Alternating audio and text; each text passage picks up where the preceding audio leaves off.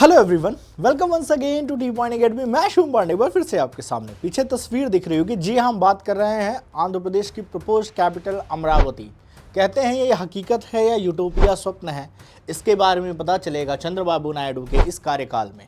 कहानी शुरू करें अगर अमरावती की, तो ये तस्वीर 2014 की है, जो प्रधानमंत्री मोदी जी बनते हैं वहाँ पे प्राइम मिनिस्टर पहली बार इंडिया के, और चंद्रबाबू नायडू की सरकार होती है। जब 2014 के आसपास तेलंगाना और आंध्र प्रदेश अलग होते हैं, तो जो आंध्र प्रदेश की कैपिटल हैदराबाद थी वो चली जाती है तेलंगाना के पास।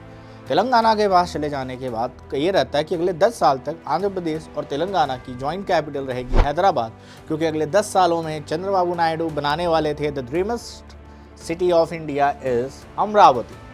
बात की जाए the people's capital Andhra Pradesh मतलब अमरावती, इस तरह के स्टेटमेंट थे। 10 सालों का टाइम लिया गया था, ये बोला गया था 2024 तक ये कंप्लीट हो जाएगा, और 2024 चल रहा है। तो फिर ऐसा क्या हुआ कि अमरावती कंप्लीट नहीं हुई? ऐसा क्या हुआ कि इतनी बड़ी ज़मीनों को, जिसमें बिल्डिंगें बनी हैं, भूतिया शहर कैसे बन गया ये अमरावती? वैसे तो कहा जाता है कि हैदराबाद को बनाने में भी चंद्रबाबू नायडू की ही सोच है। जो हैदराबाद आज दिखता है, IT सिटी दिखती है, हाईटेक सिटी दिखती है, वो चंद्रबाबू नायडू की देन है। ये उनका रिजल्ट माना जाता है। तो बड़े ही दूरदर्शी तरह के नेता हैं। तो ऐसा किसी को डाउट नहीं था कि ये अमरावती नहीं बना सकते, जो एक तरह की टेक सिटी होगी। उसकी लोकेशन कृष्णा नदी के किनारे ढूंढी गई। किसानों को एक इमोशनल स्पीच दिया गया कि जो भी किसान देना चाहते हैं अपनी जमीन, wet land and dry land, वो दे सकते हैं। और उनको जब ये सिटी बन के मिल जाएगी तो उनको residential areas plus commercial areas मिलेंगे। और जब तक ये चीज़ें बन रही हैं तब तक वेट लैंड को 50,000 रुपये महीना और ड्राई लैंड पे 30,000 रुपये महीना, और ये अगले 5 सालों तक दिया भी गया।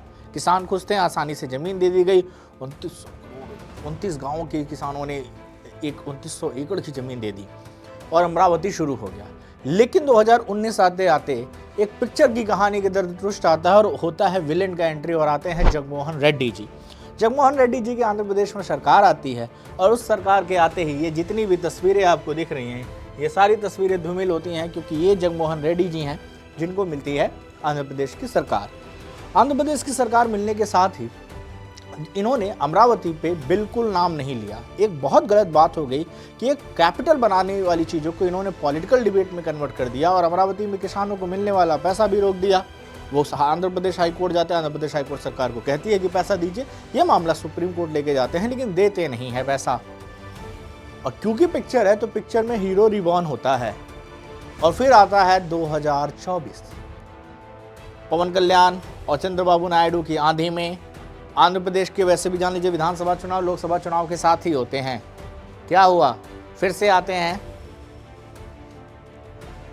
चंद्रबाबू नायडू जी, और चंद्रबाबू नायडू ने अपनी शपथ जाके अमरावती में ही ली। और इनके आते ही अमरावती में 5 सालों से किसानों धरना पे थे, तब जाके अपना धरना तोड़ा है। इनकी शपथ के साथ इन्होंने बोला वो पैसे जो मिलते थे वो भी मिलेंगे, और पिछली बार 10 साल में हमने कहा था, इस बार उसको और जल्दी प्रोजेक्ट पूरा करेंगे। सवाल यह है इतना फंड आएगा कहाँ से? जो 50,000 करोड़ का बजट रखा गया था, अब वो 10 ऊपर हो गया, 100, ठीक है। अब इतने करोड़ रुपए लाएंगे क्या? 50,000 का डबल हो गया, सारी चीज़ों की रेट बढ़ गए, इन्वेस्टर्स के पैसे बढ़ गए। हो सकता है वर्ल्ड बैंक जाए, हो सकता है एशियन बैंक जाए, क्योंकि इसके लिए वैसे भी लंदन और सिंगापुर से आर्किटेक्चर आए थे अमरावती को। मतलब अमरावती मतलब समझो माहेशमती, इस तरह से कंपैरिजन किया जाता था, ठीक है।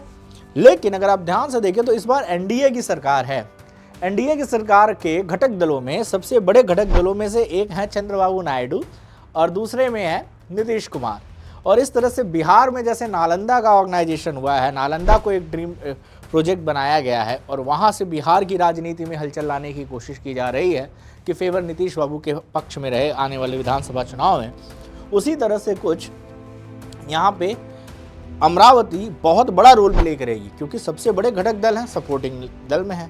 तो क्लियर है कि इस आने वाले बजट में अमरावती के लिए विशेष फंड मांगा जा सकता है, और मोदी जी को देना पड़ेगा। वैसे शायद उनके मूड पे होता, हालांकि विकासशील व्यक्ति हैं, देना चाहिए इनको। तो आंध्र प्रदेश के लोगों को ये सौगात केंद्र सरकार की तरफ से भी एक ठीक ठाक बजट मिल सकता है, ताकि अमरावती का काम शुरू हो। नए ऑफिसर्स अपॉइंट हो चुके हैं, काम चालू हो चुका है, क्योंकि जो सड़कें ऐसे बन के छूट गई थी, पाइपें ऐसे पड़ी हुई थी, रॉ मटेरियल ऐसे पड़ा हुआ था, भूतिया सिटी बन गई थी वो, उसको क्या किया जा रहा है? अब उसकी पहले सफाई हो रही है, और ड्रेनेज जो नींव में पानी भर गया वो निकाला जा रहा है। उसके साथ साथ उसका सर्वे किया जा रहा है कि कितना डैमेज हुआ है कितना नहीं। मेरा ऐसा मानना है कोई भी सरकार है, लेकिन अगर आपके प्रदेश की कैपिटल बोल रही है और एक ड्रीम सिटी है, उसको पॉलिटिकल मैटर में उलझाना बहुत ही गलत बात है। इस पर आप अपने कमेंट करके बताइए कि क्या ये जगनमोहन रेड्डी जी ने सही किया। इसके साथ साथ बहुत सारा बजट उन्होंने कई सारी चीज़ें फ्री देने को गई थी, उसमें भी बांट दी हैं। तो आंध्र प्रदेश की इकोनॉमिक हालत उतनी अच्छी है नहीं जितनी थी, स्पेशली हैदराबाद तेलंगाना बन जाने के बाद हैदराबाद, रामोजी फिल्म सिटी, ऐसे कई सारे मेजर स्ट्रक्चर है जो ऑलरेडी इनकम के सोर्स तेलंगाना में शिफ्ट हो गए हैं। तो तेलंगाना तो हैप्पी है, डैमेज हालात आंध्र प्रदेश की ही है। और आंध्र प्रदेश में चंद्रबाबू नायडू देखिए इस बार क्या करते हैं। तो आपको क्या लगता है कि अमरावती सिटी बनेगी या नहीं बनेगी? आने वाले 5 सालों में ये बातें क्लियर हो जाएंगी, क्योंकि सरकार किसकी कब गिरे कब बने कोई नहीं जानता। So let's see what's going on. आपकी जो भी राय है कमेंट बॉक्स में मेंशन करें और T1 अकेडमी को सब्सक्राइब करके जरूर रखें। Thank you everyone, have a good day.